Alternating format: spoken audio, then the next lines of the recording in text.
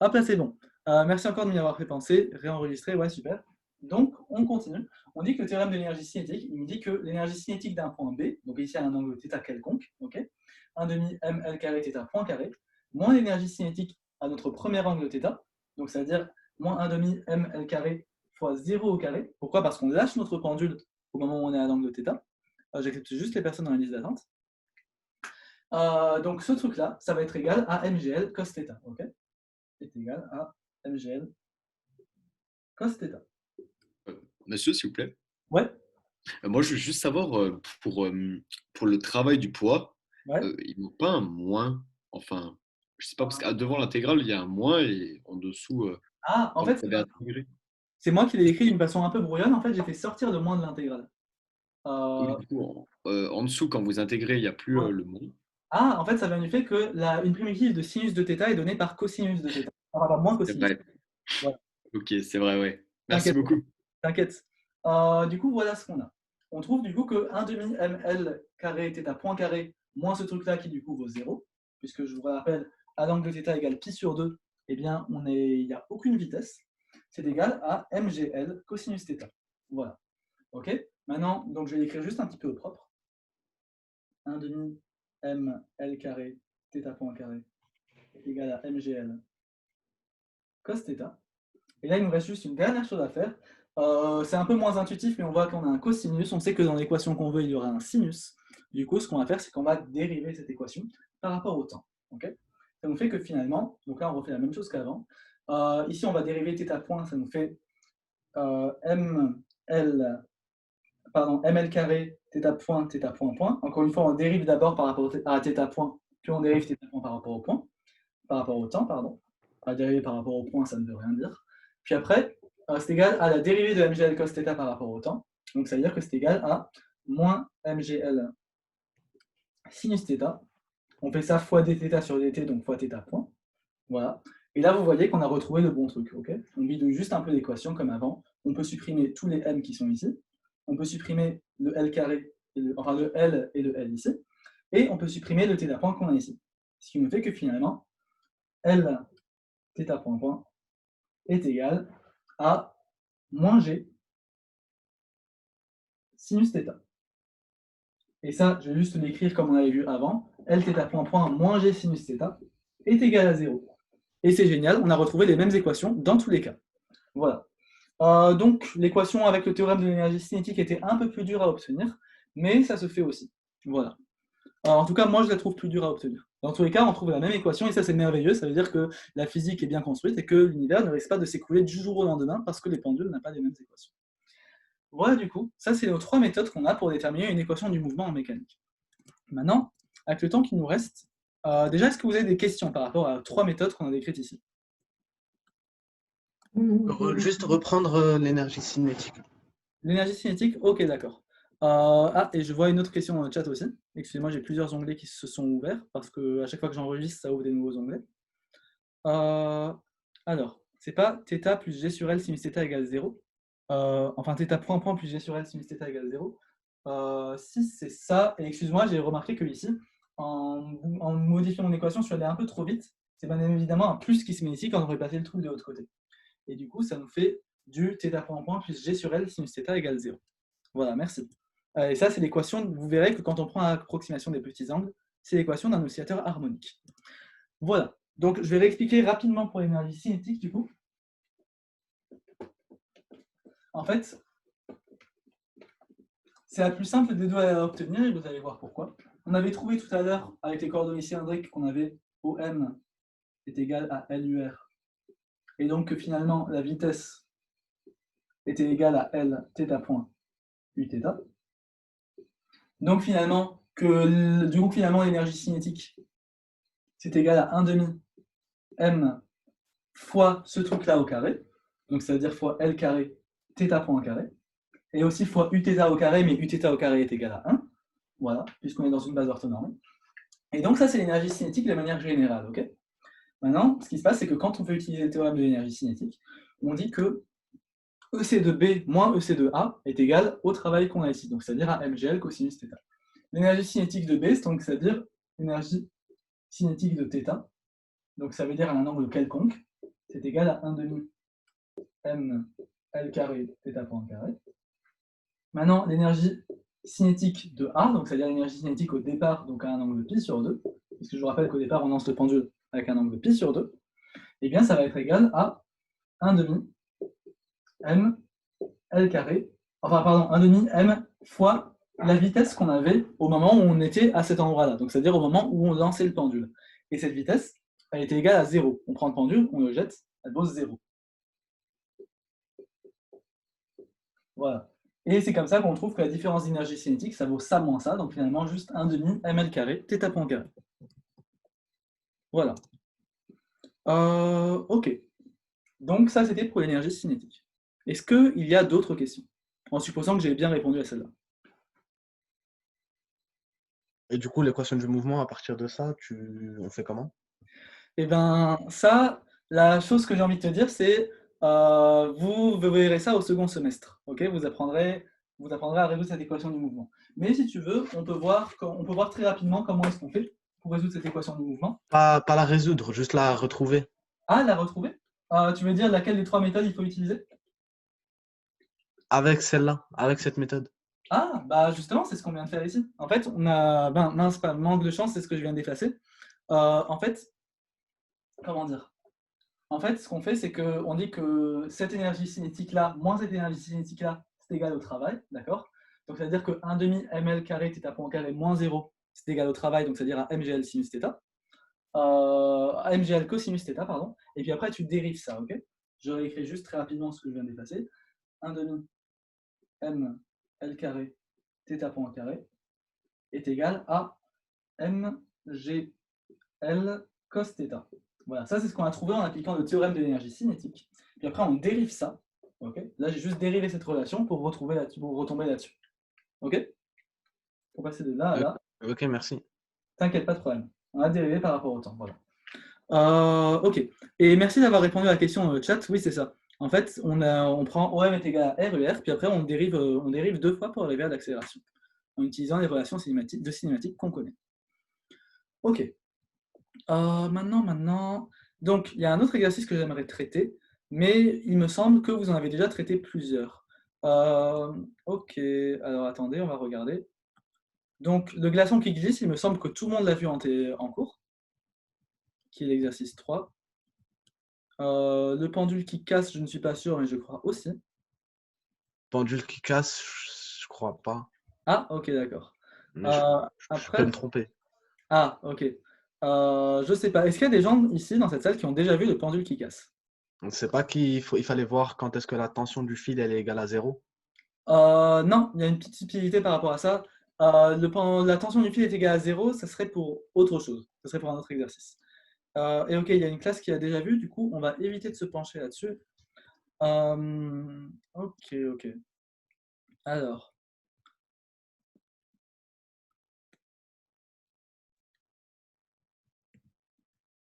Je suis en train de regarder. L'exercice de balle dans une gouttière pourrait être intéressant. Est-ce que vous avez déjà fait le sujet de janvier 2018 sur la balle dans une gouttière? Non. Ok, d'accord. Ben, je pense qu'on pourra le faire alors.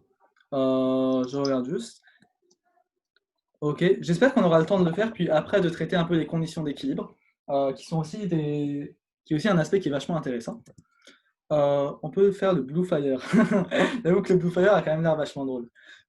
J'ai hésité à vous le faire, puisque c'est quand même rigolo, Europa Park. Mais le truc, c'est qu'il est assez long. Bon, après, il est long, mais il nous résume tout. Bon, ok. Ce que je vous propose, c'est qu'on fait tout ce qu'on peut sur le Blue Fire. Et... Ah, on a fait en cours? Ah, vous l'avez fait en cours. Ok. Ah, bah si vous l'avez fait en cours, on va éviter de le faire. Mais je pourrais répondre à vos questions sur le Blue Fire à la fin. Ok, donc on va faire la balle dans une gouttière. C'est dommage, j'étais en train de me chauffer pour le Blue Fire. Mais bon. Donc, exercice 5, balle dans une gouttière. Attendez, je regarde juste le chat. Alors, qu'est-ce qu'on vous dit? Donc, je vous laisse lire l'énoncé pendant que j'efface. Et je vous rappelle, on est en train de regarder l'exo 5. Je vais essayer de le faire en pompe. En fonction de M, G, H, l'énergie mécanique, E, A, du point M lorsqu'il est en... Ah, ok, excuse. Je suis content de voir ton entrain pour cet exercice, mais on va le faire. Ok, donc l'exercice 5. Un point matériel M de masse petite m se déplace sans frottement, comme d'habitude, à l'intérieur d'une gouttière constituée d'un toboggan et qui est terminée par une partie circulaire. Ok, d'accord. Je regarde juste dans les questions. Ah, t'inquiète, pas de problème. Voilà. Donc, qu'est-ce qu'on dit? On dit qu'il est lâché au point A, avec une hauteur h. On a déjà l'intensité de pesanteur. Ok. Et le premier truc qu'on aimerait trouver, c'est l'énergie mécanique du point M lorsqu'il est au point A. Ok. Voilà. Donc, je vais vous laisser 5 minutes pour réfléchir à cet exercice, donc jusqu'à 18h07. Pas pour le faire en entier, mais pour développer votre réflexion. Et moi, en attendant, je vais faire un schéma, et puis répondre à vos questions, puis on corrigera juste après. Ça prend pas de tes heures. Non, en effet, mais bon. Le 5 de la feuille d'exercice, que j'ai envoyé en PDF. Alors, et du coup, je vous dis, dans 5 minutes, je fais le schéma en attendant.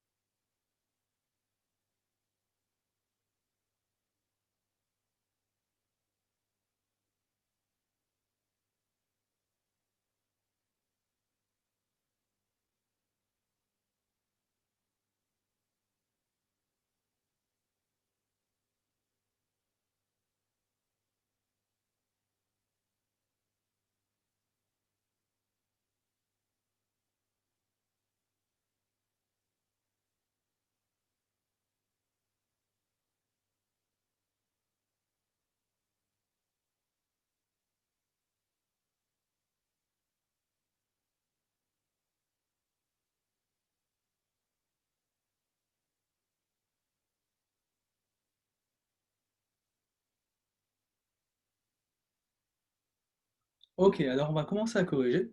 Je viens de voir qu'on m'avait déjà proposé deux réponses dans le chat. Donc d'abord que EA est égal à mgh, l'énergie mécanique au point A. Et ensuite, on me propose l'énergie potentielle à l'intérieur du cercle est une constante. Alors, pour la première réponse, je pense être d'accord. Mais ouais, tu as remarqué, pour la deuxième, c'est faux malheureusement. En fait, ça serait bizarre que l'énergie potentielle reste tout le temps une constante, puisque du coup, par le théorème de l'énergie mécanique, ça voudrait dire que l'énergie cinétique est aussi tout le temps une constante. Donc ça voudrait dire que notre point se déplace tout le temps à la même vitesse, ce qui serait quand même vachement chelou. Mais dans tous les cas, on va montrer tous ces résultats. Ok. Qu'est-ce que j'ai fait de mon stylo? Alors. Ok. Donc, d'abord, l'énergie mécanique au point A. Est-ce que quelqu'un veut me la faire?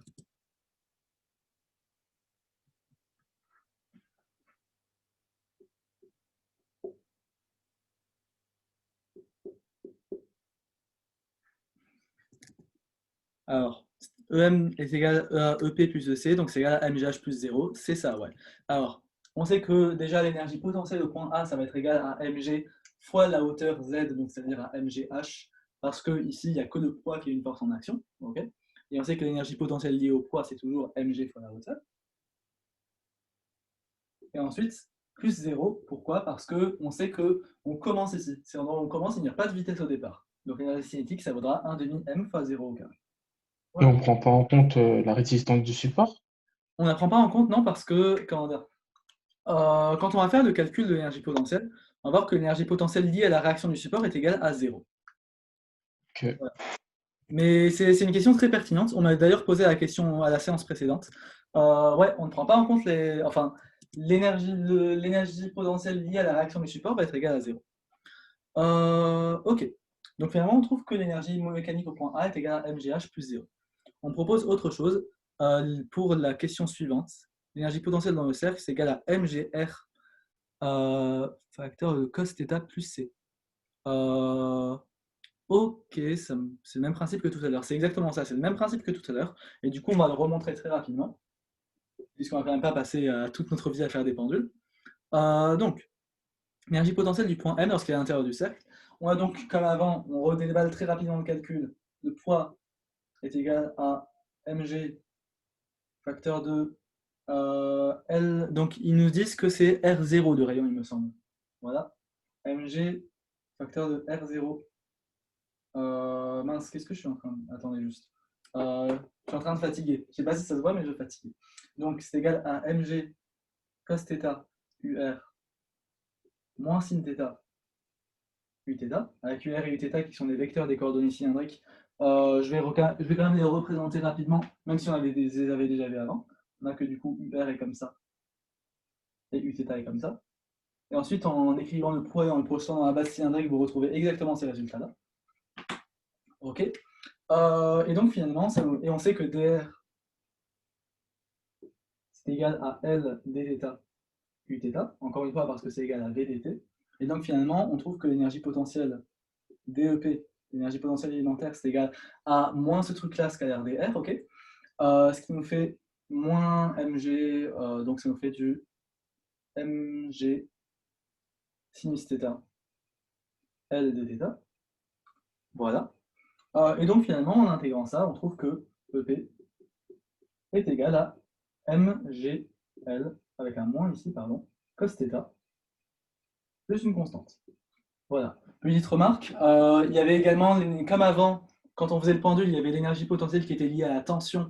On avait vu que comme la tension était toujours normale, ça faisait 0. On avait même essayé de faire le calcul par nous-mêmes. Là, ça sera pareil, il va aussi y avoir une force de réaction qui va apparaître, en plus du poids, qu'on va appeler N, avec ici le poids. Sauf que cette force de réaction, elle agit exactement comme la tension, d'accord? Donc finalement, son énergie potentielle sera 0. Vous pouvez faire le calcul si vous voulez. Je rappelle que N va être dans la même direction que UR. Voilà. Je viens de voir des messages. Est-ce que tu as préparé un corrigé pour cette feuille ou bien la correction sera dans l'enregistrement? Je suis désolé, j'ai pas eu le temps de préparer une correction pour cette feuille. Du coup, la correction, ça sera dans l'enregistrement en effet. Je la ferai dès que j'ai le temps, mais je ne sais pas si je l'aurai ce week-end. Du coup, je suis désolé. J'ai eu beaucoup de séances à préparer ces derniers jours pour les différentes filières. Mais je fais de mon mieux. Voilà. Donc finalement, on a que l'énergie potentielle est égale à ça. Alors. Et qu'est-ce qu'il me demandait? lorsqu'il est à l'intérieur du cercle, voilà.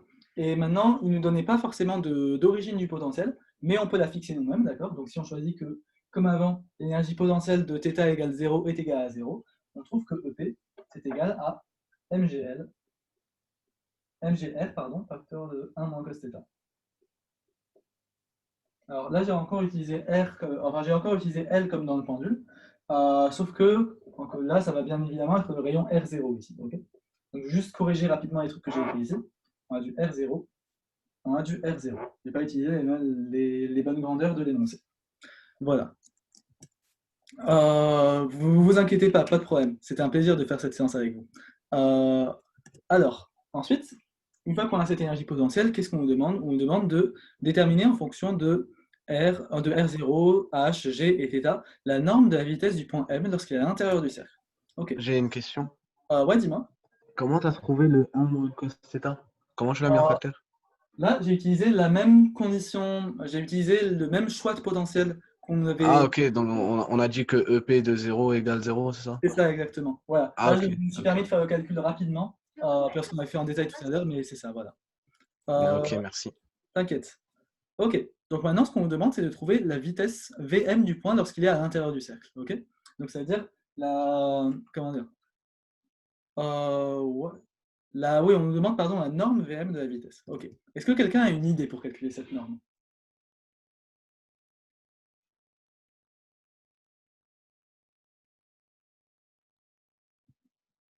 Théorème de l'énergie mécanique, c'est ça, exactement. C'est ça qu'on va devoir utiliser. Okay, alors, on vérifie bien les hypothèses. Toutes les forces qui s'appliquent sur notre système sont conservatives ou bien de travail nul. Du coup, c'est parfait. Et maintenant, donc, le théorème de l'énergie mécanique, il nous dit que l'énergie... Alors, on va l'appliquer où, le théorème de l'énergie mécanique? Ça, c'est l'exercice 5. Ouais, c'est ça, merci. Ok. Donc, le théorème de l'énergie mécanique, comment est-ce qu'on va l'appliquer ici?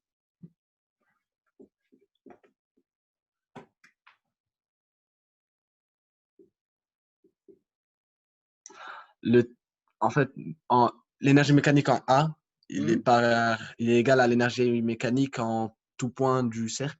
C'est ça, voilà. L'énergie mécanique est la même partout. En particulier, l'énergie mécanique en A est égale à l'énergie mécanique de ce qu'il y a dedans. Et du coup, en A, l'énergie cinétique, elle est égale à 0. Ok. Du coup, il reste que l'énergie potentielle.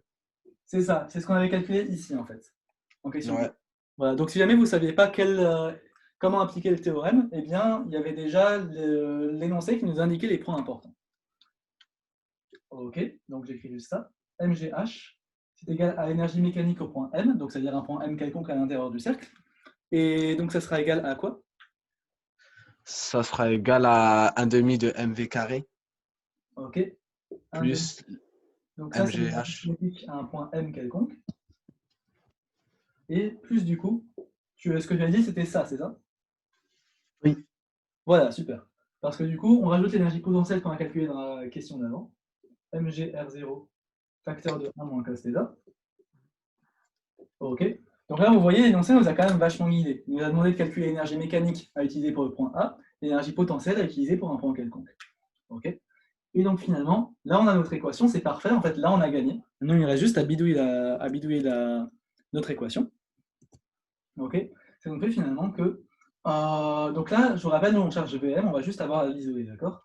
Donc on marque finalement que 1/2 M Vm carré est égal à MGH moins MGR 0 facteur de 1 moins cos θ. Je commence à ne plus avoir beaucoup de place. Voilà, j'espère que vous voyez quand même. Donc finalement, on a maintenant, il nous reste juste à simplifier par M ici. On a du M partout. Hop là, hop là, hop là. Ok, on peut multiplier par 2 ici. Et donc ça nous fait que Vm carré est égal à 2G facteur de H moins R0 facteur de 1 moins cos θ. Voilà. Et donc finalement, quand on enlève la racine, c'est ce que je vais faire ici, parce que je ne me sens pas d'écrire une autre ligne, on trouve que Vm, attendez, on va faire comme ça, on trouve que Vm est égal à racine carrée de tout ça. Voilà. Alors, petite remarque, on peut s'assurer que ce truc-là est toujours positif. Pourquoi? Parce que cos θ est toujours inférieur à 1. Du coup, quand on fera du 1 moins cos θ, ça va bien nous donner quelque chose de positif, tout va bien. Et comment dire? Et là, on a du. Alors attendez juste. Non, c'est bon, on n'a pas de problème par rapport à ça. C'est bon, tout va bien. On n'a pas de problème que si jamais on avait une racine carrée d'un truc négatif, ça aurait été un problème. Mais ici, on voit qu'on a, on a un résultat qui ne peut pas être faux. Enfin, qui en tout cas peut être juste. Voilà. De manière générale, en fait, vous verrez que l'énergie, la vitesse mécanique, on voit que je commence vraiment à m'embrouiller. La vitesse en un point quelconque, après avoir fait une chute, elle sera toujours égale à racine de 2gz, avec z qui sera la différence de hauteur. Et c'est ce qu'on a ici. Voilà. Ensuite, maintenant, on aimerait, en appliquant le PFD, exprimer la réaction du support en fonction de M, R0, H, G et θ. Alors, comme vous le voyez, même dans les exercices d'énergétique, on peut avoir besoin du principe fondamental de la dynamique. Ok. Donc, on exprime la norme de VM, on exprime la réaction du support en fonction de M, R0, H, G et θ. Ok. Est-ce que quelqu'un peut me faire ça ou me dire comment est-ce qu'il voudrait faire ça? Bah, on fait comme avec le pendule. C'est toujours la même chose. C'est ça, c'est toujours la même chose finalement. Alors, on va écrire ça en détail. Quand on fait les exercices, ça a l'air facile. Mais pourquoi en CC, on se tape des 2? C'est parce que, je sais pas, parce que les profs, c'est des enfoirés, c'est tout. Non, je trouve, en fait, en CC, ce qui est plus dur, c'est qu'il y a le stress, on dirait pas, le fait qu'il y a un temps limité, le fait qu'on ne vous guide pas toujours dans la méthode à utiliser, justement. Pensez bien qu'il y a différentes méthodes et qu'il y a différentes méthodes à utiliser. Et à chaque fois, essayez toujours de bien suivre la méthode que vous avez vue. Okay. Ici, on en a vu 3, méthode dynamique, méthode énergétique et méthode énergétique avec le théorème de l'énergie cinétique. Essayez de voir à chaque fois dans quel cas vous y allez. Là, vous voyez qu'on est en train d'utiliser la méthode énergétique. Et et même si les trucs nous ont guidés un peu, techniquement, on pourrait faire tout ça, même s'il n'y avait aucune question, tout simplement parce qu'on connaît bien la méthode. On va continuer. Alors, et oubliez ce que j'ai dit sur les profs, s'il vous plaît. Alors. Putain, c'est vrai que c'est enregistré en plus. C'est très bien. Oh là là. Ah merde, je suis mort. Alors, donc pour la réaction, c'est comme vous l'avez dit, on fait exactement la même chose qu'avant. Donc, qu'est-ce qu'on dit? Est-ce que j'ai encore de la force pour faire du calcul? Ouais, ça devrait aller. Donc, la somme des forces, c'est-à-dire le poids plus la réaction du support qu'on appelait N ici, c'est égal à la masse fois l'accélération. Donc ici, on la demande uniquement à l'intérieur de notre cercle, c'est ça. Voilà, donc on sait qu'à ce moment-là, ça va être égal à M. Là, je réécris le résultat qu'on avait avant. L θ point U θ moins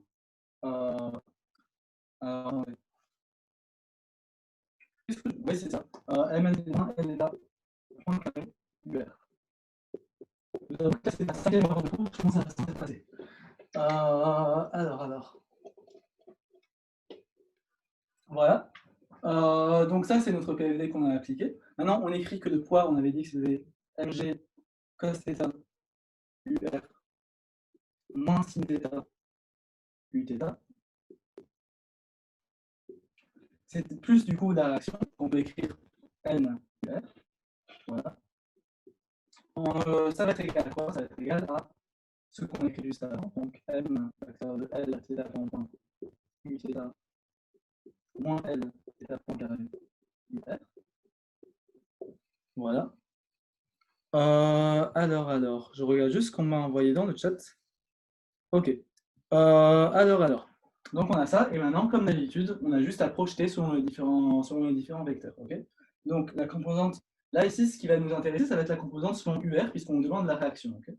Donc on écrit que mg cos θ plus m est égal à moins ml θ point carré. Et puis voilà. J'ai failli rajouter le UR, mais ici on écrit juste les composantes des vecteurs. Donc là, on a fait exactement la même chose qu'avant. Et puis quoi d'autre? Et puis ensuite, on pourrait également écrire la composante selon Uθ, mais elle ne nous intéresse pas ici. Je l'écris quand même pour l'amour du geste. On va voir que du coup, moins mg sinus θ est égal à m l θ point. Oh, quel heureux hasard, l'équation d'un oscillateur harmonique qu'on a déjà vu 3 fois. Comme vous voyez, on peut considérer ce système-là comme une sorte de pendule, en fait. Voilà. Mais nous, ce qui nous intéresse ici, c'est la première équation, puisque là, on nous demande de déterminer la force de réaction. Okay, donc, finalement, grâce à cette équation, on trouve que N est égal à moins ML θ point carré moins MG cos θ. Voilà. Quel heureux hasard, ouais, c'est ça. Ok, donc là, on a exprimé la force de réaction. Une petite remarque. Ici, quand j'ai écrit la réaction du support, j'ai dit que c'est égal à plus NUR. Du coup, on est tombé sur un N positif. Enfin, un N négatif, pardon. Si jamais j'avais dit que c'était égal à moins NUR, comme on a l'habitude de l'écrire quand on fait de la mécanique, et bien on serait tombé sur un N qui est positif. En fait, le KFD nous donne directement le bon signe de notre force. Okay, vous pouvez écrire ce que vous voulez, parce que de toute façon, N est une inconnue. Ton micro est grésille, j'ai l'impression. Mince, excuse-moi. C'est quand même possible de bien m'entendre ou pas du tout? Non, ça va en vrai. Ça va. Ok, d'accord. On a encore pour quelques minutes. Ok, donc là, on a trouvé la réaction du support. Et maintenant, on nous demande de quelle hauteur on doit lâcher le point sans vitesse initiale pour qu'il arrive jusqu'au point le plus haut, ok, sans quitter la gouttière. Alors, ça, c'est une question qui est plus compliquée physiquement parlant. Là, on ne va plus avoir vraiment besoin des mathématiques, en tout cas pour le début du raisonnement. Est-ce que quelqu'un peut me donner la condition pour laquelle le point il arrive jusqu'en haut sans vitesse initiale? Enfin, sans quitter la gouttière. Pour qu'il y ait encore une réaction du support. Faut qu'il y ait encore une réaction du support, c'est ça. Exactement. Si jamais la réaction est égale à 0 au moment où on arrive ici, ça va dire qu'on n'aura pas réussi à atteindre ce point-là, en fait. Okay, ou en d'autres termes, la vitesse la plus petite, la hauteur la plus petite avec laquelle on peut lâcher notre point, c'est celle qui nous permettra d'arriver ici qui nous permettra d'arriver jusqu'ici. Ok, alors. Et ce que je vous propose. On fait le truc des théorèmes, enfin le truc de l'énergie, non? Après, on met un H, on trouve le H inconnu. C'est ça? Alors, ici, le théorème de l'énergie. Enfin, j'ai pas trop suivi l'exo parce que je viens d'arriver. Ok, d'accord. Mais du coup. Alors, ici, en fait, ça sera plus simple que ce que je l'ai dit, puisqu'on a déjà utilisé le théorème de l'énergie mécanique. Mais du coup, si on devait commencer l'exo à partir de rien, c'est ça qu'il faudrait faire. Ouais. Et ici, comme on a déjà la réaction du support, en fait, il va falloir utiliser ça. Ce que je vous propose à partir de là, et comme j'aimerais quand même pouvoir répondre à quelques questions, c'est que je vous laisse chercher cette dernière question par vous-même, puisque c'est une question qui est un petit peu plus spécifique, dans le sens où ce qu'on a fait avant, c'était des trucs qui étaient vraiment très généraux et qui tombent souvent. Ça l'est un petit peu moins. Et comme je sens que ça peut nous prendre beaucoup de temps, j'ai pas trop envie de m'aventurer là-dedans. Θ égale pi sur 2, c'est ça qu'on trouve? Enfin, θ égale... Ah oui, θ égale pi, non. L'angle qui sera ici, ça sera bien un angle de θ égale pi et pas pi sur 2. Ça, c'est pi. Voilà. Pi sur 2, ça serait quand si jamais on était ici. Voilà. Donc, ce que je vous propose, c'est que on arrête la séance ici, d'accord? Juste la réaction du support n'est pas en fonction de H. La réaction du support, non, elle n'est pas en fonction de H, en effet. La réaction du support... J'ai une petite question. Ouais, t'inquiète pas, justement, j'ai arrêté la séance plus tôt pour qu'on puisse faire des questions. Okay. Et du coup, comment dire? Juste pour terminer, pour ça, la réaction du support n'est pas en fonction de H, mais en fonction de θ. Et on peut exprimer θ en fonction de H grâce justement au théorème de l'énergie mécanique. Voilà, ce qu'on avait fait avant en fait. On avait trouvé, je te rappelle, une relation comme ça par exemple. Et puis quoi d'autre? Voilà du coup pour ça. Et la dernière question, tu la mettras sur le serveur, c'est ça? La dernière question, ouais, je vous fais un corrigé après, mais je vous invite à la chercher par vous-même. Ok. Et puis, vous inquiétez pas, oui, je mets la correction juste après sur le site en physique. Voilà. Ok, du coup, pour toutes les personnes qui veulent s'arrêter là, je vous remercie beaucoup de votre attention. Je vous souhaite un bon week-end et de bonnes révisions. Et puis, passez une bonne soirée. Et pour toutes les personnes, je reste disponible pour répondre pour les questions. Pas de problème, avec plaisir. Moi, c'était juste concernant le triangle. Oui, le triangle, c'est vrai. Donc, c'est-à-dire qu'on trouve un angle à partir du triangle. Ok.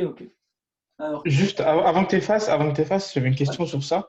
Ok, un truc que je comprends pas, c'est... le triangle après, c'est bon. Désolé, Mohamed. T'inquiète. Du coup, je comprends pas en fait pourquoi la résistance, elle est comme ça. Puisque le point qui touche le support, c'est V, c'est pas M. Le point qui Parce que la résistance... Ouais. Ah, ok, je comprends. Il est sur une gouttière. C'est ça, en fait. En fait, ce qu'on a Oui, dit, mais donc, Donc le support, c'est la gouttière, en fait. Voilà. oui, mais c'est pas toujours le point M qui touche la gouttière. Le point M, des fois, il touche pas la gouttière. Du coup, Si, en fait, Ah, justement. mais justement, s'il touche pas la gouttière, la balle, elle tombe. mais le... En fait, tiens, je te donne un exemple. Imagine-toi que tu as. Alors, attends, comment est-ce qu'on va faire ça? Imagine-toi que tu as un skater qui est sur une rampe de skate, ok? Donc, quelque chose qui est comme ça. Et puis, tu as ton skater qui se déplace. J'arriverai pas à dessiner le skate, mais bref. Il se déplace comme ça, ok? Et bien, ce qui va se passer, c'est que, quel que soit l'endroit où il est, s'il est là, ou bien s'il est là, ou bien s'il est là, eh bien, il va toujours y avoir la réaction du support qui va être comme ça. Ok? La réaction du support est toujours perpendiculaire au support. Est-ce que ça, tu arrives à le voir ou bien tu as du mal avec ça? Oui. Comment? Excuse-moi. Oui, c'est bon, je vois ça. Ok, super. Bah, ici, c'est exactement la même chose en fait. On se déplace dans une gouttière, un peu comme notre rampe de skate ici. Et donc, notre point, à chaque fois, il est en contact avec un support. Du coup, à chaque fois, il va avoir une réaction du support qui sera parallèle au truc. Okay, et quand on dit, pardon, je dis parallèle, je voulais dire perpendiculaire au truc, d'accord? La réaction est toujours perpendiculaire au support. Donc, elle sera toujours comme ça, etc. Voilà. C'est pour ça que quand tu es tout en haut, tu tombes. Voilà, exactement. Parce que la réaction sera quelque chose comme ça. Ok, je crois que j'ai compris. Ok, super. Parfait alors. Ok, donc on passe au triangle, c'est ça? Ouais. Ok, je vais juste effacer ça alors. Sauf si quelqu'un a une autre question qui concerne cet exercice. Mais j'ai pas d'impression. Et il y a aussi, je Ouais. vois pas trop bien pourquoi à quoi il sert le cours sur la discussion graphique. Ah, ce cours-là Ouais. Alors, ce cours-là, en fait, il va nous servir, comment dire, il sert à trouver plusieurs résultats importants, en fait. Déjà, le premier, c'est que pour qu'un point arrive à l'équilibre, eh bien, ça veut dire que son énergie potentielle doit être à un extrémum. Voilà. D'ailleurs, ça rejoint le fait que la somme des forces est égale à 0. Les deux veulent dire exactement la même chose. Du coup, rien que pour ça, la discussion graphique, c'est quand même un truc très important. Ça nous permet justement, pour les personnes qui, comme moi, sont assez graphiques, de voir, comment dire, d'interpréter ça justement en termes de dessin. C'est-à-dire, c'est quand même beaucoup plus clair comme ça de voir qu'un équilibre stable correspond à un maximum de potentiel, enfin un minimum de potentiel, pardon. Un équilibre instable correspond à un maximum. Ça va couper.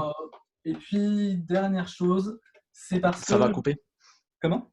Ça va couper. Ah ouais, ça va couper. Oh là là. C'est une phrase je crois que c'est une phrase culte dans la Cité de la Peur, ça. Vous savez, ça va couper. Enfin bref. Du coup, je vous propose qu'on retourne, ceux qui veulent, on va dans la salle de cours 1 sur le serveur Discord. À tout de suite. Ouais. Merci.